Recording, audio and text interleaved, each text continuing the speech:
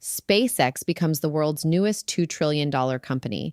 Elon Musk becomes history's first trillionaire. OpenAI and Anthropic prepare for a potential AI price war, and the FIFA World Cup officially enters the AI era.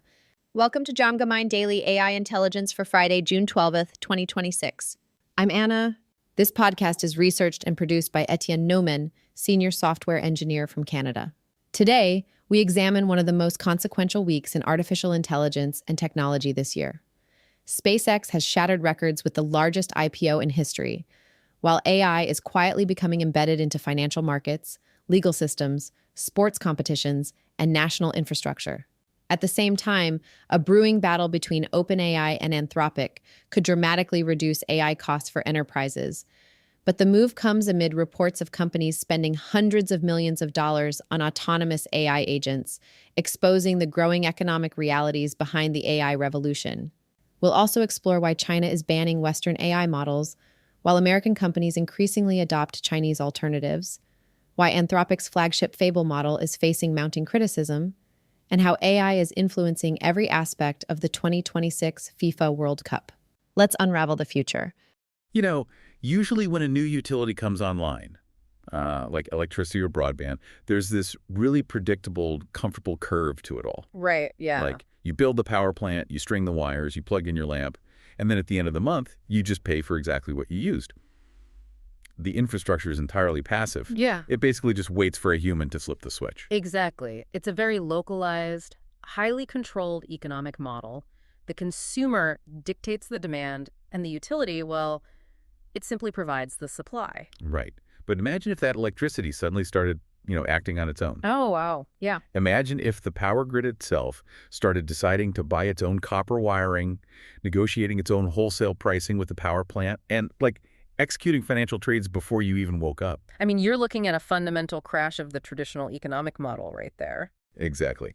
And that is exactly what we were exploring with you today. Welcome to the deep dive. We have a massive stack of highly varied sources for today's mission. Financial filings, legal rulings, enterprise memos, tech journalism, and even some sports tech reports. Yeah, quite a mix today. It really is. Mhm. And the through line connecting all of them is this one massive structural shift. The cost of intelligence is collapsing. It really is. Over the next 12 to 24 months, we're looking at crashing token prices, the rapid rise of autonomous agents, and a geopolitical model war that will, honestly, fundamentally alter enterprise strategy, global markets, and physical reality. Yeah, and to understand how this cheap autonomous software is changing the world, we actually have to start by looking at the physical constraints of planet Earth. Right. Because we often think of artificial intelligence as this ethereal, cloud-based software. But it is fundamentally a heavy metal industry. Oh, absolutely. It requires raw silicon, massive manufacturing pipelines, and just a staggering amount of electrical power. Yeah, and actually looking at the technical breakdowns and the sources for Google's semiconductor strategy, they're reportedly courting Samsung right now. Mm-hmm. They want them to build the 2-nanometer component for their next-generation tensor processing unit, the Icefish TPU, which is slated for 2028. The Icefish. So for the listener who might not be a hardware engineer, what actually happens when you shrink a chip component down to 2 nanometers? And why is Google so desperate to secure that specific supply chain?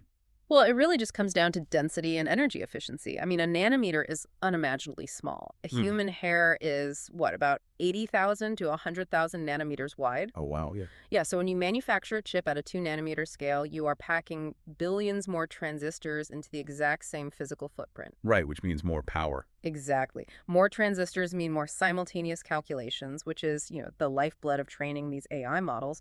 But more importantly, smaller transistors require less electricity to switch on and off. Ah, okay, so it's about the power grid. Precisely. Right now, the global power grid simply cannot support the energy demands of future AI data centers. Companies like Google are scrambling for this 2-nanometer architecture because it's literally the only way to scale their compute power without, melting down the regional power grids where their data centers are actually located. So the compute demands are outgrowing our terrestrial infrastructure, which, that frames the biggest financial news in our sources today in a completely different light. It really does. We are seeing these astronomical valuations for off-planet infrastructure, specifically the SpaceX IPO. The numbers on this initial public offering are just unprecedented. They're insane. Truly. Shares are priced at $135. They opened at $150 and then closed the first day of trading at $161. Which is a huge jump. It's a 19% jump immediately.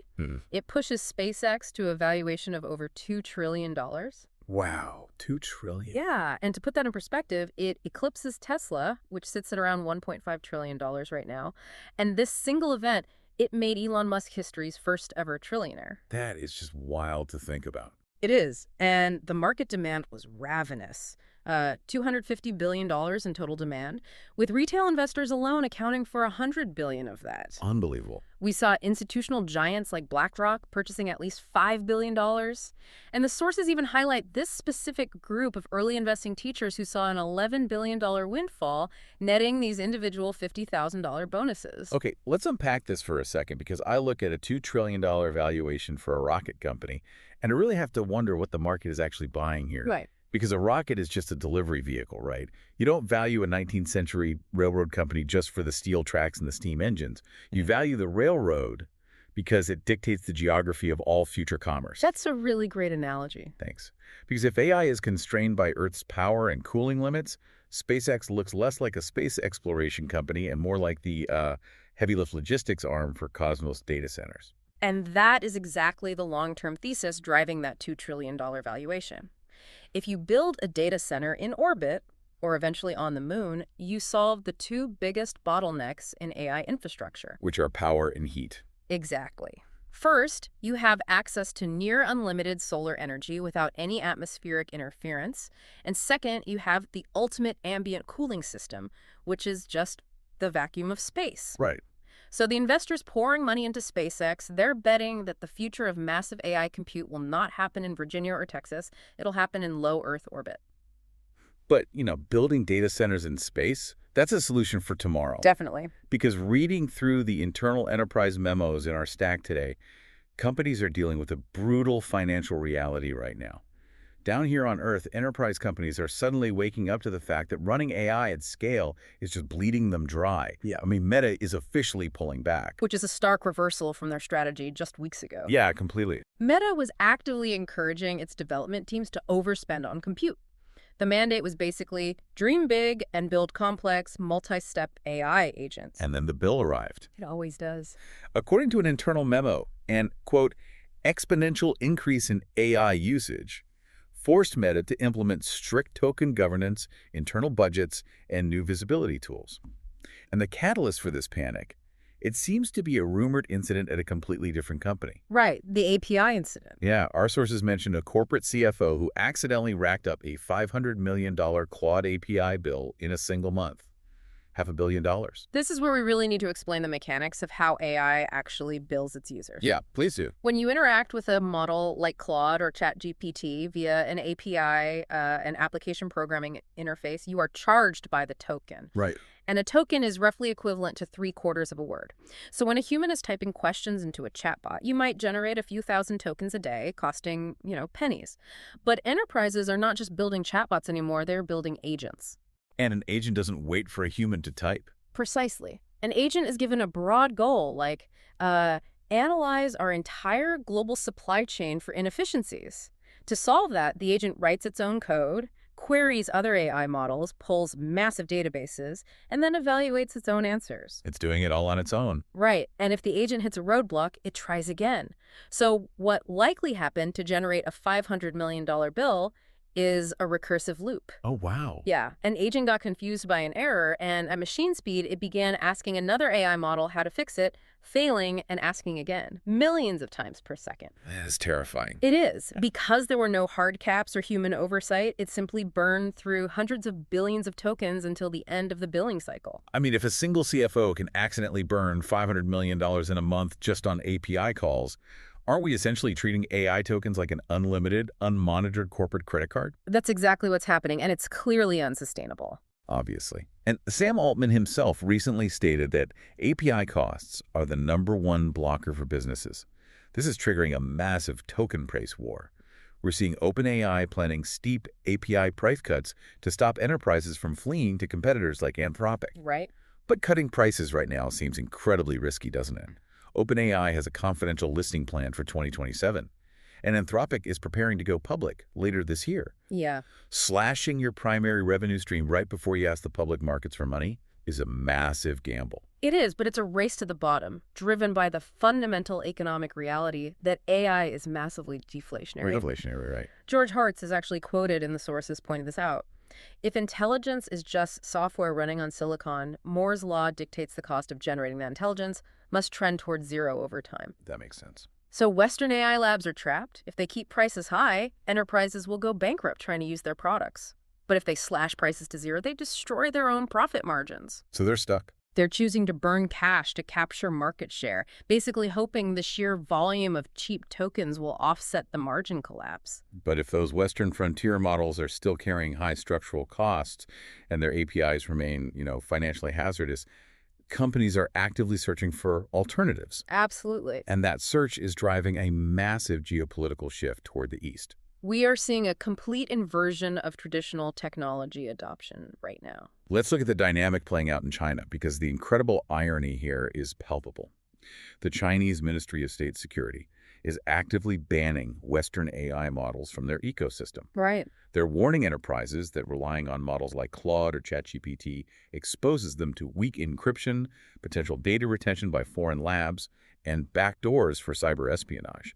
So they are building a digital wall to keep Western AI out. Yet simultaneously, U.S. consumers and enterprises are enthusiastically adopting Chinese open source models. Which is wild. It is. We are seeing massive download numbers for Alibaba's Qwen 3.6, DeepSeek V4 Pro, and GLM 5.1. This is what I mean by the irony. China views Western AI as a national security threat and bans it, while U.S. enterprises are willingly downloading Chinese models just to save a few bucks on their compute bill. Right. So what is the technical mechanism driving that adoption? If we connect this to the bigger picture, why are U.S. companies suddenly so eager to abandon domestic technology? Well, it really comes down to localized inference and the collapse of licensing fees. Okay, break that down for us. When you use a closed source model like OpenAI's GPT-4, you send your proprietary data to their servers, they process it, and they charge you per token. Right. But a model like DeepSeek V4 Pro is open source. A company can download the model weights, which is the actual brain of the AI, and run it locally on their own internal servers. This is called local inference. Oh, I see. So the data never leaves the building. Exactly. The data never leaves the building, which completely solves the privacy and espionage concerns. But more importantly, the marginal cost of querying that model drops to almost zero. Oh. You aren't paying a Western lab for every token. You are just paying for the electricity to run your own servers. This commoditizes intelligence. That's a huge shift. It is. The United States has relied heavily on these massive, highly expensive, closed-source models as a strategic economic moat. But when highly capable open-source foreign models drop the cost of inference to near zero, that moat just evaporates. Intelligence transforms from a premium service you rent into a raw material you simply download. And when intelligence becomes a cheap raw material, the way we use it fundamentally changes. This moves us out of the chatbot era, where we ask a screen for a recipe, and into the agentic era, where intelligence is deployed to take autonomous action in the real world. Yes. The collapse in cost is the direct catalyst for autonomy. When a thought costs $1, you use AI sparingly. When 1,000,000 thoughts cost a fraction of a cent, you let the AI run continuously in the background, making decisions on your behalf. We are essentially moving from AI as a corporate encyclopedia to AI as an employee with a company credit card and a trading account. That's exactly what it is. And we are seeing this agentic behavior scale rapidly across industries. Like Coinbase just launched an AI agent designed to manage cryptocurrency portfolios. It doesn't just give you advice, it executes the trades. It rebalances your assets. It actually does the work. Yeah, it even purchases premium research data on its own, using the BY 402 open payment protocol, operating entirely within chat interfaces like ChatGPT or Claude. Visa is partnering with OpenAI to allow these agents to buy physical products directly from merchants. That's huge. And then we have Jeff Bezos announcing a $12 billion funding round for his startup Prometheus, hitting a $41 billion valuation. They are building an artificial general engineer for physical machines. The Prometheus example really highlights the velocity of this shift. Bezos wants to take the dream build loop for physical engineering, something as complex as designing a new jet engine, and make it 10 times faster. Human engineers are limited by the speed at which they can draw, calculate, and simulate.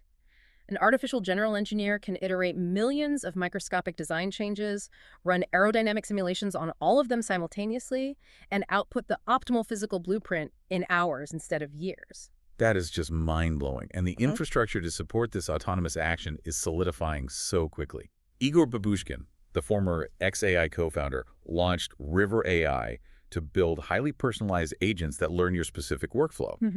OpenAI acquired a startup called Ona to allow agents to operate securely inside private corporate clouds without tripping cybersecurity alarms.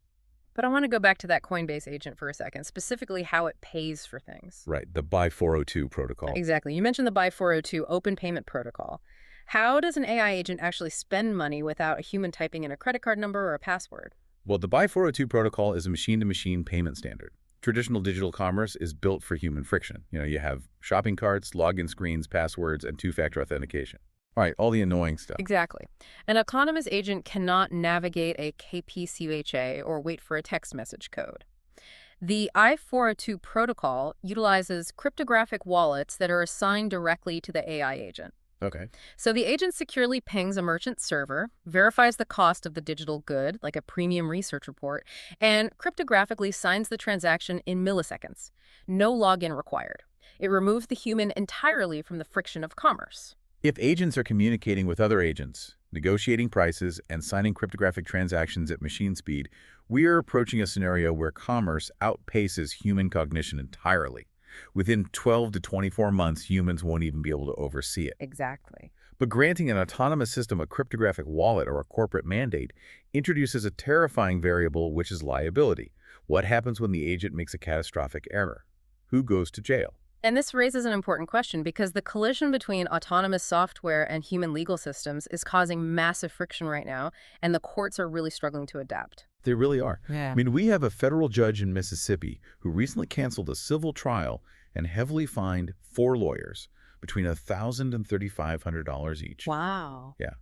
Both the plaintiff and the defense submitted legal filings packed with hallucinated case citations. The plaintiff's team used ChatGPT. The defense relied on a specialized third-party legal AI. Neither side verified the output.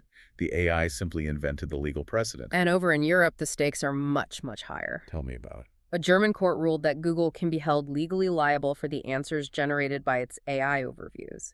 The AI made an associative error and falsely described 2 legitimate German publishers as a scam. Oh, wow. Yeah, Google attempted to use a standard internet defense, claiming they are merely a search engine indexing information. Yeah. The court rejected that argument entirely, ruling that by generating the text, Google assumes liability for the defamation. That German ruling shatters the liability shield that tech companies have operated behind for over 2 decades. If a platform is no longer just hosting content, but actively generating it, the legal risk becomes astronomical. It creates a massive precedent. And this is forcing Western AI labs into a state of extreme paranoia regarding safety filters. We see that paranoia manifesting in Anthropic's new Fable 5 model. Right. The sources note it passed humanity's last exam with a 53% score. The creators of this benchmark state that anything over 50% qualifies the AI as a world-class oracle, capable of outperforming human experts across multiple scientific domains. But the release of Fable 5 triggered a massive revolt among the research community, didn't it? It totally did. Yeah. Anthropic layered such aggressive safety filters onto the model that it began invisibly downgrading its own answers. It blocked basic chemistry and biology prompts. Users couldn't even input a simple greeting without triggering a safety flag. And it creates an unworkable paradox for the enterprise. Here's where it gets really interesting for you, the listener. If Fable is supposed to be this world-class oracle, but it's invisibly manipulating its own answers out of safety paranoia, how can any enterprise actually trust it to run autonomous agents? They can't. You cannot have an autonomous agent executing trades or drafting legal contracts if the underlying intelligence is secretly manipulating its output to avoid theoretical lawsuits. Exactly. This liability tension is tearing the market apart. On one side, you have these incredibly capable open-source Chinese models running locally. They have very few filters, but they offer zero legal protection if your autonomous agent hallucinates a contract. Right. On the other side, you have Western models that are legally safer because they are heavily neutered, but they result in a frustrating, degraded user experience. Which is why the most successful AI integration happening right now is entirely invisible. Invisible. Yes. While the lawyers argue in courtrooms and the executives sweat over API tokens, the technology is seamlessly rewiring the physical world behind the scenes, often without us even noticing. Oh, like the 2026 FIFA World Cup in Mexico City. That's a perfect example of this invisible integration. It really is. The entire tournament is wired with AI. They're using optical tracking systems to capture 150 million data points per match. 150 million. That's incredible. Yeah, and the Adidas soccer balls are embedded with sensors reporting motion telemetry 500 times a second. Every player undergoes a 1-second 3D body scan to create digital avatars. During the game, AI tracks the exact limb position of every avatar and instantly pings an official's earpiece the millisecond an offsides violation occurs. Wow. And Google Gemini is sponsoring Argentina, Hmm. and a system called Football AI Pro is providing chatbot analytics to all 48 squads. And you know, the reason there is no public outcry about this level of surveillance is because the mechanism of action removes friction. Right, it just works. When a machine processes 150 million data points to make a mathematically perfect offsides call in real time, it enhances the human experience. It feels like magic. But the capability to execute that magic requires harvesting staggering amounts of spatial and behavioral data. And sometimes that data is harvested from entirely unrelated, seemingly innocent sources. Oh, definitely. The tech journalism reports highlight how location spatial scans gathered casually from users playing Pokemon Go on their phones back in 2016 were quietly aggregated. Right. The Pokemon Go data? Yeah, a spin-off company called Niantic Spatial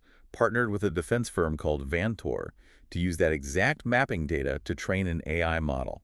Now, that model helps military drones navigate active war zones when GPS systems are jammed. That is wild. The data you generated catching a digital monster is now guiding a drone. And Lionsgate is also partnering with Runway to generate new short-form IP from existing content. It's everywhere. It illustrates the hidden economy of this technological shift. The cost of intelligence is collapsing because these models have spent the last decade absorbing every available piece of human data. Our geographic movements, our legal documents, our sports telemetry. The AI is consuming the physical and cultural world to build its capabilities. It is a wild juxtaposition. We are terrified of illegal AI hallucinating a court citation. Yet we comfortably rely on AI to call game-deciding penalties in front of 5 billion soccer fans, and we unknowingly provide the spatial data to fly military drones. It's all about how visible the friction is. Exactly. Let's synthesize everything we've covered today. The cost of intelligence is falling at an unprecedented rate. This collapse is triggering a vicious token price war that threatens the margins of Western AI labs, while simultaneously driving a massive geopolitical shift as enterprises adopt cheap, open-source Chinese models. Right. As this intelligence becomes practically free, it evolves into autonomous agents executing our crypto trades, writing our legal filings, and designing our physical infrastructure, while seamlessly integrating into the sports we watch and the physical world we navigate. We are truly witnessing the end of software as a tool and the beginning of software as an autonomous economic actor. Before we sign off, I want to clearly remind you that this deep dive was researched and produced by Etienne Newman, senior software engineer from Canada, on behalf of the Gemini channel. If you want to continuously understand the mechanics behind these massive global shifts, please like and subscribe to the Gemini channel and make sure to follow Etienne on LinkedIn. And I will leave you with this one final thought to consider. We began by comparing AI to electricity, a utility that powers our world. If the cost of this digital electricity truly approaches zero, and autonomous agents are capable of executing our financial trades, engineering our jet engines, and navigating our physical spaces for fractions of a penny, what becomes the true premium, high-value commodity of the future human economy? That's a great question. When the execution of complex intelligence is free, what unique capability must humans possess to remain valuable? A very profound question to end on. Something for you to mull over. Until next time. That concludes today's Jamgamind Daily AI Intelligence Briefing for June 12th, 2026. The strategic takeaway is simple. The AI revolution is entering its economic phase. For the past few years, the conversation revolved around capabilities and benchmarks. Today, the conversation increasingly revolves around cost, infrastructure, adoption, governance, and scale. Whether it's SpaceX raising unprecedented capital, OpenAI preparing price cuts, enterprises imposing token budgets, or nations competing for AI leadership, the focus is shifting from what AI can do to how broadly it can be deployed. The organizations that thrive during the next phase won't simply build powerful AI. They'll figure out how to make intelligence accessible, affordable, and trustworthy at global scale. Thank you for listening. This podcast is researched and produced by Etienne Newman, Senior Software Engineer from Canada. Please follow the Jamga Mind channel on Apple Podcasts to enjoy every episode completely ad-free and share today's briefing with anyone interested in the future of artificial intelligence. I'm Anna. Stay informed, stay adaptive, and keep unraveling the future. And before you go, if your company is building the tools that power the workflows we talked about today, I'd love to showcase them to this audience. We don't just run ads, we build technical simulations that prove your value. Let's build something together. Visit jamgamind.com/partners to get started. Until next time, keep building.